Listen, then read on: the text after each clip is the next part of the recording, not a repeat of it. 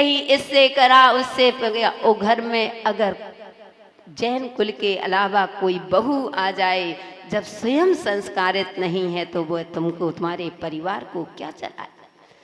आज आधुनिक की चकाचौंध में बंधुओं कहते हैं आधुनिकता के नाम पर आज चाहे धर्म हो, समाज हो और चाहे संस्कृति के ऊपर सबसे बड़ा खिलवाड़ चल रहा है आज हमारे जीवन में।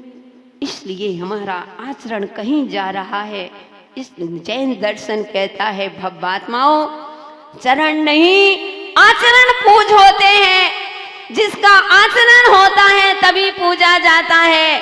आपको याद होगा, आपने सुना होगा, जब राम सीता उस दंडक वन में वहां पर नदी के किनारे पर वहां बैठे हुए थे और सीता ने देखा। कहते हैं सीता ने कहा कि स्वामी देखो मेरे चरण कितने सुंदर हैं। राम कहते हैं नहीं सीता मेरे चरण सुंदर हैं। सीता कहती है नहीं स्वामी चरण तो मेरे सुंदर है, मेरे चरण साफ हैं, सफेद हैं, आपके तो श्याम हैं। अब राम कहते हैं नहीं सीता कुछ भी कहो चरण तो मेरे सुंदर। अब सीता कहती है मेरे सुंदर। अब कौन मानने वाला? अब दोनों में ध्यान रखना, पति पत्नी में विवाद नहीं था, वहां संवाद था। ओम जी, जब पति पत्नी में विवाद होता है वहां दोनों की हार होती है और जहां संवाद होता है प्रभा जी वहां दोनों की जीत होती है। तो पति पत्नी में विवाद नहीं, संवाद छिड़ा था। वह कहती है मेरे चरण सुंदर है, राम कहते हैं नहीं सीता भले ही सफेद हैं तो क्या, लेकिन चरण मेरे सुंदर हैं। कौन निर्णय करे? आ गए, बुलाया किसको? लक्ष्मण को बुलाया। कहते हैं कि राम कहते हैं हे भैया, हे मैं अनुज इधर आओ, एक निर्णय करो। बोले भैया मैं क्या निर्णय करूं? तुमको यह निर्णय करना है क्योंकि तुम तो मेरे न्यायाधीश हो, तुमको निर्णय करना पड़ेगा कि भाभी कहती है मेरे चरण सुंदर है और मैं कहता हूं कि मेरे चरण सुंदर हैं। अब तुम बताओ कि किसके चरण सुंदर? धन्य वे लक्ष्मण। वे कहते हैं कि भैया माता पिता के झगड़े में बच्चे बोलें एक मर्यादा नहीं होती है। आप दोनों के बीच में मैं निर्णय लूं, आपका काम मैं दोनों के बीच में मैं फटाटाई नहीं बनता।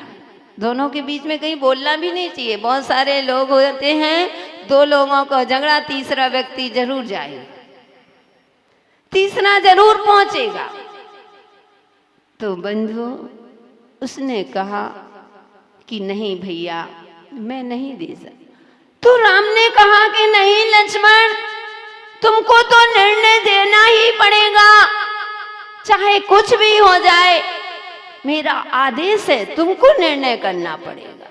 अब आदेश में तो कुछ नहीं चलता, आज्ञा में तो फिर भी थोड़ा बहुत चल जाता है, लेकिन जहां आदेश हो जाता है वहां तो वो कार्य तो करना ही पड़ता है।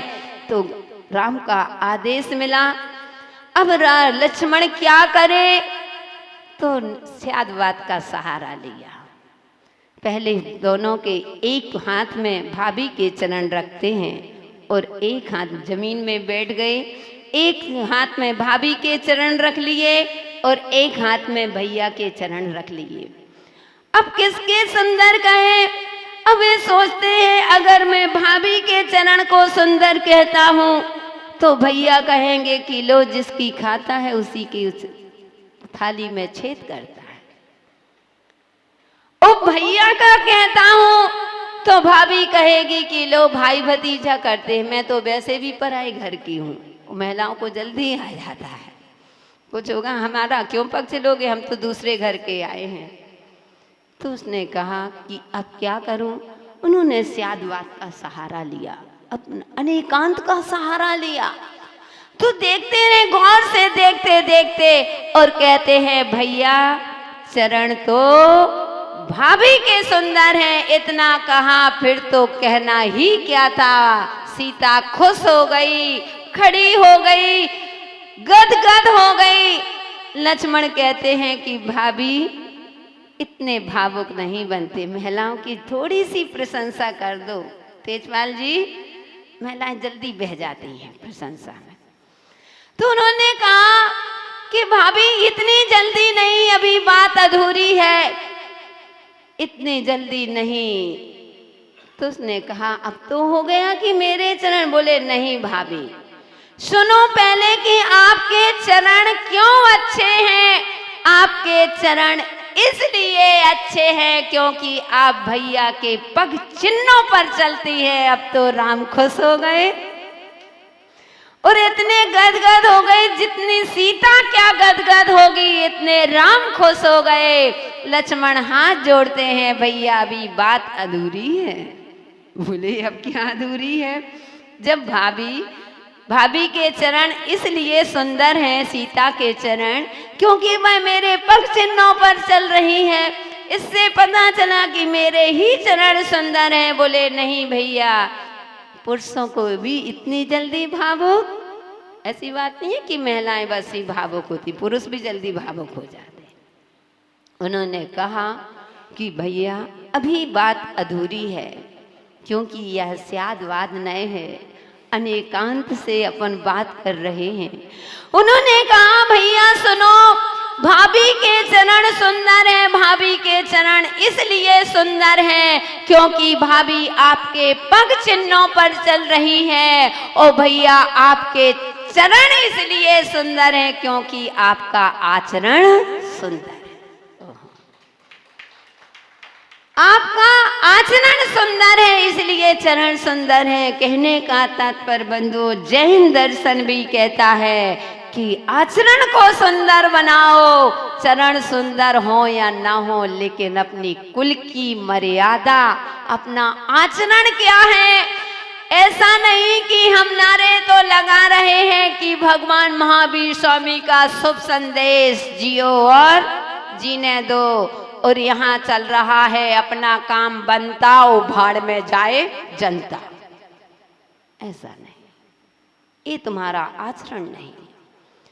यहाँ तुम कह रहे हो को भगवान महावीर स्वामी के वंशज हैं और रात्रि में कहते हैं जैन कुल की मर्यादा है, जैन कुल आचरण सिखाता है, आचरण प्रधान है, आचरण की यही महत्ता है, जैन दर्शन की यही मर्यादा है। बड़ी आज इतनी भरी सभा में इतने लोगों का, लगभग सभी का रात्रि भोजन त्याग, बहुत अच्छा।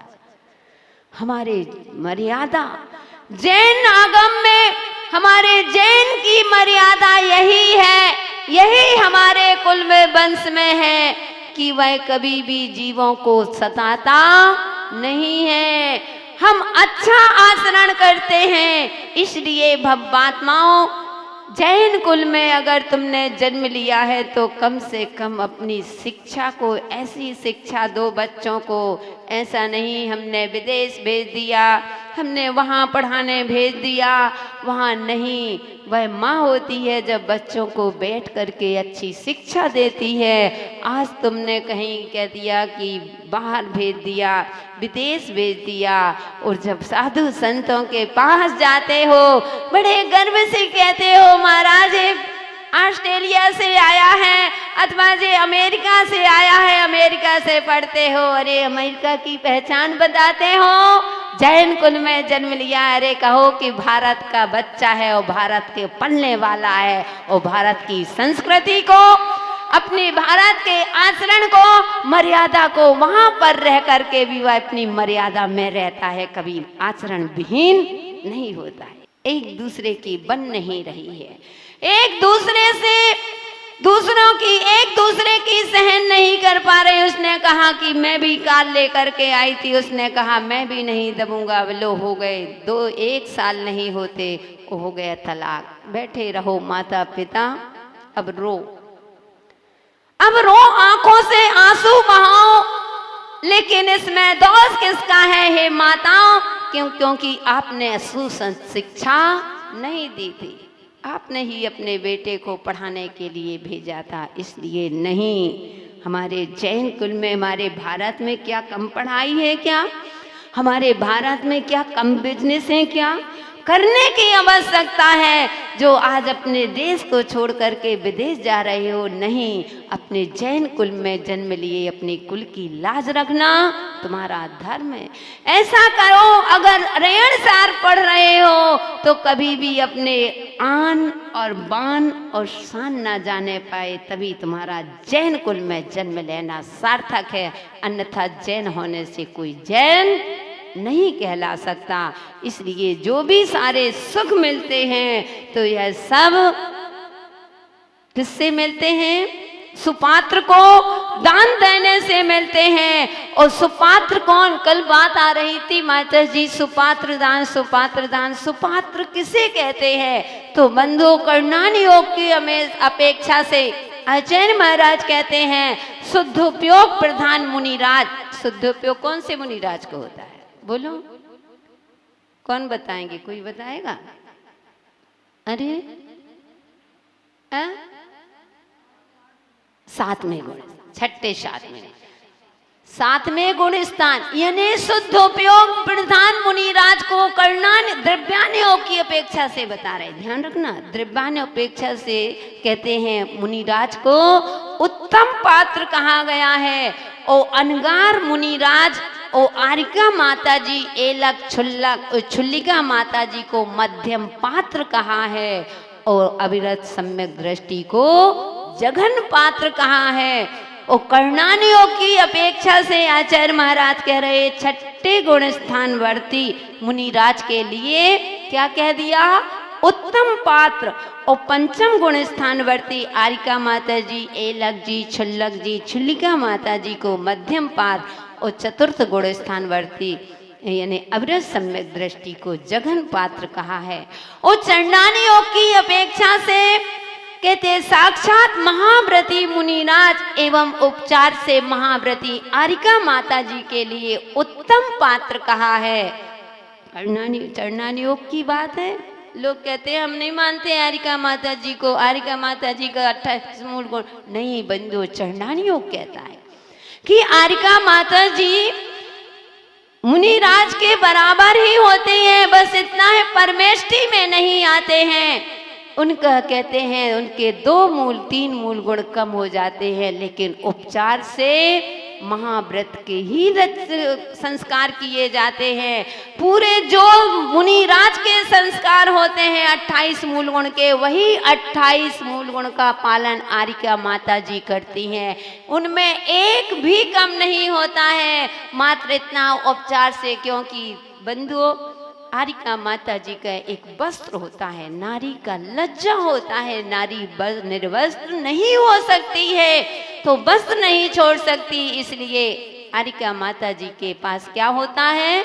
एक साड़ी होती है, वह भी परिग्रह में नहीं आती, क्योंकि ये कहते हैं अनुष्ठान गम अनुष्ठान, मतलब कि कोई इसमें कोई भी संशय नहीं, इसमें कोई भी मर्यादा, इतना रहना ही पड़ेगा। ये छोड़ असक अनुष्ठान यानी छोड़ नहीं सकते, तो साड़ी। और दूसरा ठिदी भोजन, मतलब ठिदी भोजन से आया है कि स्थिर होकर के भोजन। तो आरिका माता जी को खड़े होकर के भोजन नहीं, वस्त्रधारी खड़े होकर के भोजन नहीं करते। कैसे करते हैं? बैठ कर के भोजन बताया है। और तीसरा आया है कि कहते हैं जब स्नान करते हैं, रोज नहीं करते हैं, जब अशुद्धि का समय होता है तो चौथे 5वें दिन वे स्नान करते हैं। इसलिए उनके 3 गुण मतलब 105 लगता है और मुनिराज के लिए 108 लगता है। लेकिन उतना ही तो प्रथमान कहते हैं कि चरणानी योग कहता है कि उपचार से महाव्रती जो आरिका माता जी होती हैं और साक्षात महाव्रती मुनिराज होते हैं, उन्हें कौन सा पात्र कहा है? उत्तम पात्र कहा है। वो उत्कृष्ट श्रावक यानी एलक जी, छुल्लक जी, छुल्लिका माता जी को इनको मध्यम पात्र कहा है। और लिंग रहित यानी सम्यक दृष्टि श्रावक को जघन पात्र कहा है। और प्रथमान योग की अपेक्षा से कहते हैं जिन मुद्राधारी मुनिराज एवं आरिका माता जी उत्तम पात्र हैं। उत्कृष्ट श्रावक एलक जी, छुल्लक जी, छुल्लिका माता जी मध्यम पात्र हैं और सम्यक दृष्टि श्रावक जघन पात हैं। ये दोनों में एक से आया है। इसलिए बंधुओं, कभी ये नहीं सोचना कि आरिका माता जी हैं तो इनकी साधना नहीं। बंधु, साधना वही है, बस मात्र से औपचारिक से पंच परमेष्टि में नहीं आती। वो कभी भी अर्घ भी जब चढ़ाते हो ना, तो एक बात ध्यान रखना चाहिए, कभी भी चौके में भी अर्घ चढ़ाते हो तो मुनि राज के लिए जब अपन अर्घ चढ़ाते हैं तो क्या बोलते हैं? अनर्घ पद प्राप्ताय अर्घम निर्पामति स्वाहा, उनके लिए बोल सकते हैं। लेकिन आरिका माता जी के लिए पूजन तो आते ही, पूजन नवता भक्ति करना चाहिए, लेकिन कम से अर्घ चढ़ाते हो तो कहते हो उदक चंदन कह के लास्ट में ओम क्या बोलते, जो भी माता जी का नाम होता है आरिका माता जी अर्घम निर्पामति, वहां अनर्घ पद नहीं। अभी वो ही वस्त्रधारी है तो तुम्हें कैसे बिना वस्त्रधारी?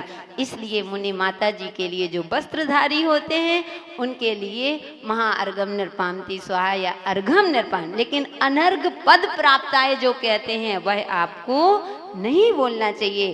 तो अनर्घ पद प्राप्ताय अर्घम निर्पामति स्वाहा ये किसके लिए होता है? मुनिराज के लिए भी। कृष्ण मुनिराज निर्वस्त्रधारी कहते हैं निर्गंध मुनि के लिए ओ आरिका माता जी के चरणों में अर्घम निर्पामति स्वाहा। तो इस प्रकार से बंधु अपने जीवन में ये उत्तम अब समझ गए ना कि समय अपना गति से बढ़ रहा है, तो समय अपना पूरा हुआ। अपनी भावना को यहीं समाप्त करते हुए जय बोलिए महावीर भगवान की।